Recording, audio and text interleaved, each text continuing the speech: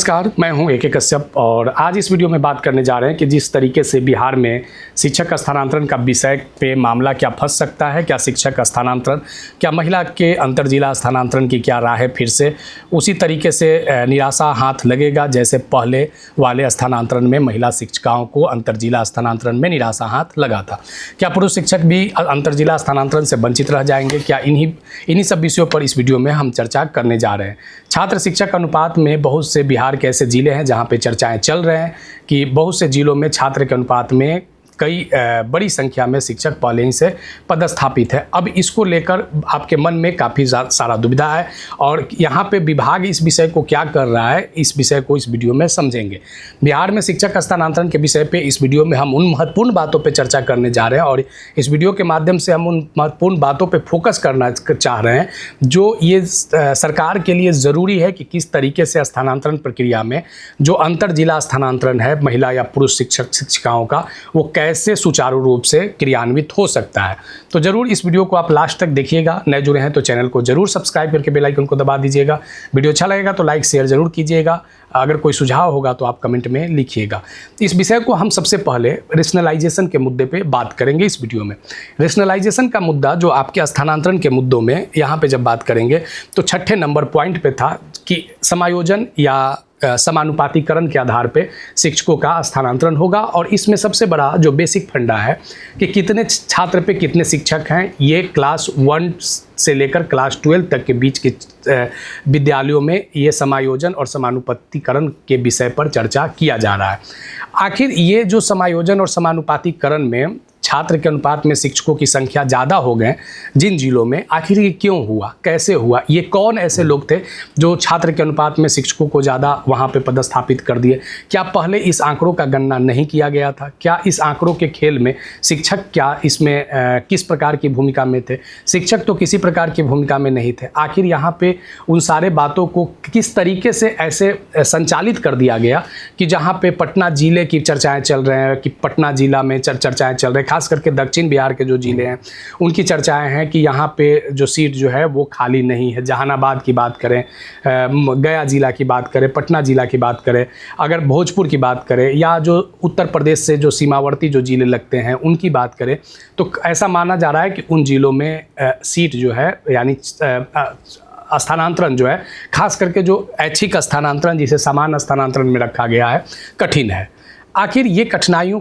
के लिए जो व्यवस्था जिस तरीके से आया है इसको कैसे आने वाले समय में आसान किया जा सकता है, इसको लेकर क्या छात्र शिक्षक समायोजन को किस तरीके से आने वाले समय में आपके फेवर में होता हुआ आप इसे देख सकते हैं। दूसरा यहाँ पे एक बड़ा महत्वपूर्ण बात हम इस विषय पे उठाना चाहेंगे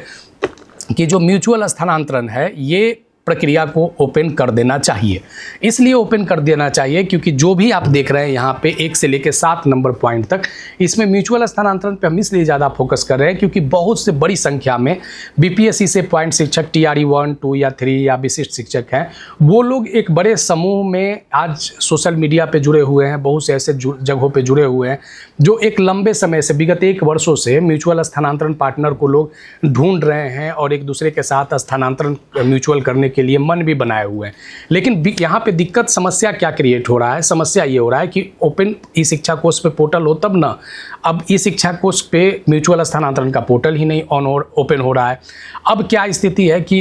ऐच्छिक स्थानांतरण के बोझ को ये म्यूचुअल कम कर सकता था समान स्थानांतरण को, वो कैसे जरा समझिएगा। अगर हम यहाँ पे बात करें कि जैसे अगर पटना जिले में लगभग जो शिक्षक अगर एक आंकड़ों पे देखते हैं, अनुमान लगाते हैं कि 300 ऐसे शिक्षक हैं जो दूसरे ज़िले से पदस्थापित है पटना में और वो अपने अपने ज़िलों में जाना चाहते हैं, अपने गृह ब्लॉक में जाना चाहते हैं, महिला शिक्षिका या जो पुरुष शिक्षक है अपने गृह जिला में जाना चाहते हैं। तो अगर उस कंडीशन में ऐसे 300-400 जो शिक्षिकाएँ होंगे वो अपने म्यूचुअल पार्टनर को ढूंढे हुए होंगे दूसरे ज़िलों से। अगर उनके जगह पर अगर एक शिक्षक जाता है समान कैडर समान संवर्ग का और दूसरा उसी विद्यालय में अगर समान संवर्ग का समान कैडर का शिक्षक आता है। तो यहाँ पे तो किसी तरीके की स्थिति समानुपातिकरण में बाध्यता नहीं खड़ा कर सकता था, क्योंकि स्थिति तो पहले भी वही था। जैसे म्यूचुअल में पहले भी वहाँ एक शिक्षक बना हुआ था और पारस्परिक म्यूचुअल स्थानांतरण करके फिर वहाँ उसी पद पे एक और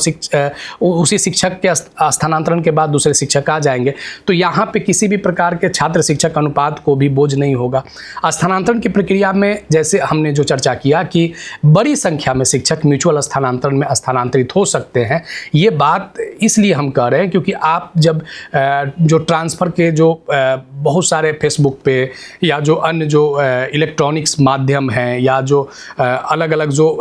शिक्षक जो एक दूसरे से जुड़े हुए हैं, जब आप उस सब चीज़ों को अवलोकन करेंगे, देखेंगे, तो बड़ी संख्या में लोग जो है सो अपने विद्यालय के नाम को, संपर्क को लोग फेसबुक पे छोड़े हुए हैं, अलग अलग जगहों पे छोड़े हुए हैं और वो जानकारी एक शिक्षक दूसरे शिक्षकों के साथ साझा करके अपना म्यूचुअल पार्टनर ढूंढ रहे हैं। यहाँ पे बड़ा एक मील का पत्थर साबित हो सकता है म्यूचुअल स्थानांतरण। भले ही समान स्थानांतरण में डिफ़िकल्ट कठिनाइयाँ हो सकते हैं, लेकिन म्यूचुअल स्थानांतरण में कठिनाइयाँ नहीं हो सकते हैं। अगर हमने जो कहा अभी, जो एक आंकड़ा अनुमान जो हमने लगाया कि जो अगर 400 शिक्षक शिक्षिकाएँ अगर पटना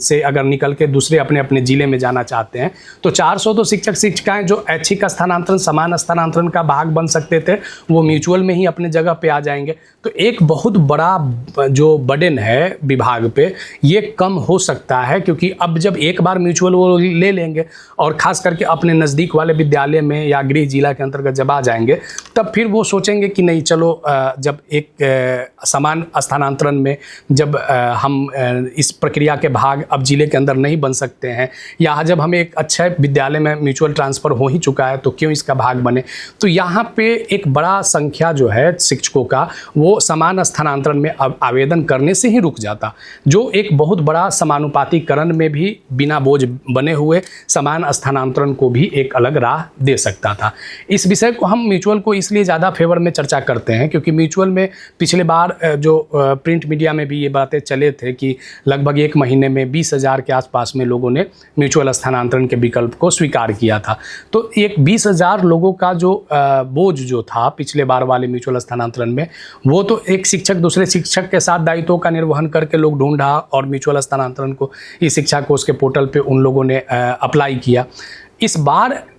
पता नहीं क्यों म्यूचुअल स्थानांतरण के विकल्प पे शिक्षा विभाग, बिहार सरकार इतना लेट क्यों कर रहा है, ये बड़ा महत्वपूर्ण विषय है, क्योंकि समानुपातिकरण में या समायोजन में म्यूचुअल तो कहीं विषय है ही नहीं। म्यूचुअल स्थानांतरण के विकल्प शुरुआती दौर में इसको ओपन करना काफ़ी ज़्यादा आवश्यक है, जिससे ये एक बहुत बड़े संख्या में एक आंकड़ा जो है वो विभाग के सामने भी प्रदर्शित हो सकता है कि कितने शिक्षक जो हैं वो अपनी इच्छा के अनुसार जो हैं वो स्थानांतरित हुए हैं। और नियमावली में भी म्यूचुअल स्थानांतरण, पारस्परिक स्थानांतरण को जगह दिया गया है। तो यहाँ पे म्यूचुअल स्थानांतरण के पोर्टल इस शिक्षा कोष पर शुरू होना काफ़ी ज़्यादा ज़रूरी है।